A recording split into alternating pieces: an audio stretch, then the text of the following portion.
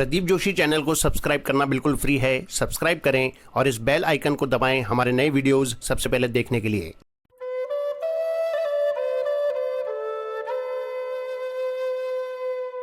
स्वामी रामसुखदास जी महाराज को शत शत नमन। भरत मुनि को अंत समय में हिरण याद आया तो अगली योनि उन्हें हिरण की मिली। अंत समय में अगर पशु याद आता है तो हम पशु योनि पाते हैं। अगर अंत समय में हमें भगवान याद आए तो हम भगवान को प्राप्त होते हैं। अगर ये दो काम रोज करें तो अंत समय में हमें भगवान याद आते हैं और हम भगवत धाम को प्राप्त होते हैं। पहला काम है गीता के इन 5 श्लोकों का नित्य पाठ करना। ये 5 श्लोक इस प्रकार हैं। पहला, अजोपि सन्न व्ययात्मा भूतानामीश्वरोऽपि सन् प्रकृतिं स्वामधिष्ठाय संभवाम्यात्म मायया। अर्थात मैं अजन्मा और अविनाशी स्वरूप होते हुए भी तथा समस्त प्राणियों का ईश्वर होते हुए भी अपनी प्रकृति को अधीन करके अपनी योग माया से प्रकट होता हूं। दूसरा है, यदा यदा ही धर्मस्य ग्लानिर्भवति भारत अभ्युत्थानम धर्मस्य तदात्मानं सृजाम्यहम्।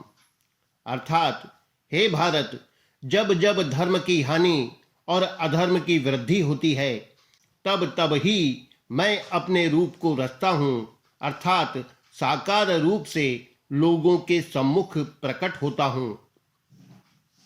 तीसरा है, परित्राणाय साधूनां विनाशाय च दुष्कृतां धर्म संस्थापनार्थाय संभवामि युगे युगे।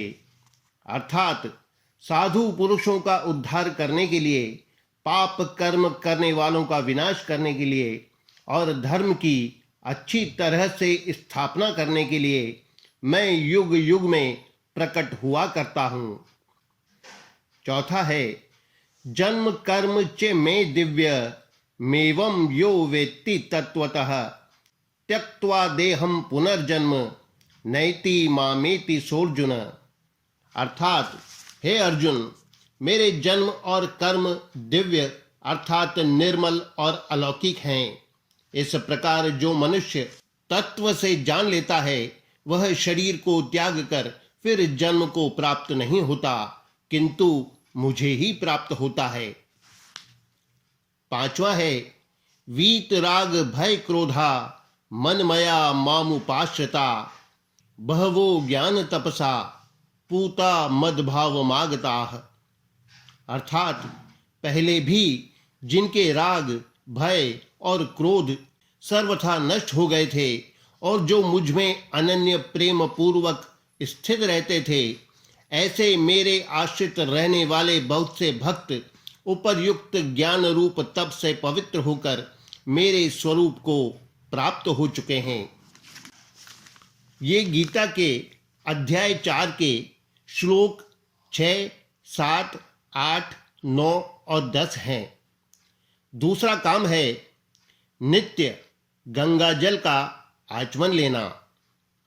महाराज जी कहते हैं, जिसने थोड़ी भी गीता पढ़ ली, याद कर ली, थोड़ा गंगा जल आचमन कर लिया, यमराज के यहाँ उसका हिसाब नहीं चलता, खाता ही उठ जाता है। अतः ये भगवान के अवतार के 5 श्लोक हैं। अध्याय 4 के श्लोक 6 से अध्याय 4 के श्लोक 10 तक रोजाना पाठ करने से अंतकाल में भगवान याद आते हैं। अतः रोजाना गीता जी का पाठ करने से, गंगा जल का आचमन लेने से मुक्ति हो जाए, कल्याण हो जाए।